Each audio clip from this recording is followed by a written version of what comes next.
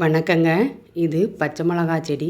பச்சை மிளகா செடியில் இந்த மாதிரி ஒரு நோய் தாக்குதல் வந்துருச்சுங்க. அது ஒரு மாதிரி புள்ளி புள்ளியாக ஒரு சின்ன குட்டி குட்டி பூச்சியாக நிறைய ஒட்டியிருக்குது. இதுக்கு வேப்பெண்ணெய் கரைசலோ இஞ்சி பூண்டு கரைசலோ அடித்தா இந்த இந்த நோய் தாக்குதல் சரியாகிறதே இல்லைங்க.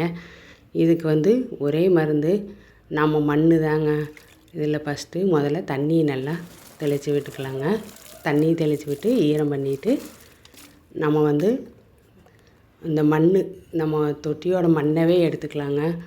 அதை எடுத்து அந்த பூச்சி இருக்கிற நேர் பூரா நல்லா வச்சு தேய்ச்சி விட்டுறலாங்க. இதுக்கு இது தாங்க நான் நிறைய டைம் இதை ட்ரை பண்ணி பார்த்துட்டு நான் இந்த பச்சை மிளகா செடிக்கு இந்த நோய் தாக்குதல் வந்தால் இப்படி தாங்க செய்கிறேன். இந்த நோய் பச்சை மிளகா செடிக்கு மட்டும்தாங்க வருது, வேறு எந்த செடிக்கும் வர்றதில்ல. இந்த மாதிரி செஞ்சு பாருங்கள்.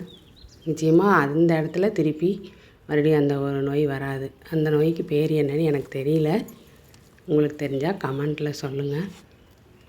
நல்லா மண்ணை வேகமாக தேய்ச்சி விட்டுட்டு திருப்பி தண்ணி ஊற்றி கழுவி விட்டுறலாங்க.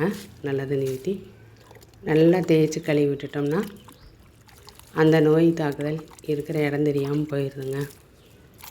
இந்த மாதிரி தான் நான் பச்சை மிளகா செடிக்கு இந்த நோய் தாக்குதல் வந்தால் நான் இப்படி தாங்க பண்ணுறேன். நல்லா சுத்தமாக கழுவி விட்டுறலாங்க. அந்த மண்ணெல்லாம் போகிற அளவுக்கு நல்லா தேய்ச்சி கழுவி விட்டுறலாம். அது சுத்தமாக போயிடுச்சுங்க. இப்போ பார்த்தாவே தெரியும், அந்த பூச்சியெல்லாம் ஒன்றுமே இல்லை. இந்த மாதிரி இது தாங்க ஒரே வழி இந்த நோய்க்கு. உங்களுக்கும் பச்சை மிளகா செடிக்கு இந்த மாதிரி நோய் தாக்குதல் வந்தால் இப்படி செய்யுங்க. நான் ஏற்கனவே இந்த பச்சை மிளகா செடியில் கீழே வேர் பகுதியில் இதே மாதிரி தாங்க வந்திருந்தது. அப்போது இதே மாதிரி தான் மண்ணை தேய்ச்சி விட்டு நல்லா கழுவி விட்டு திருப்பி அந்த இடத்துல அந்த நோய் தாக்குதல் வரல.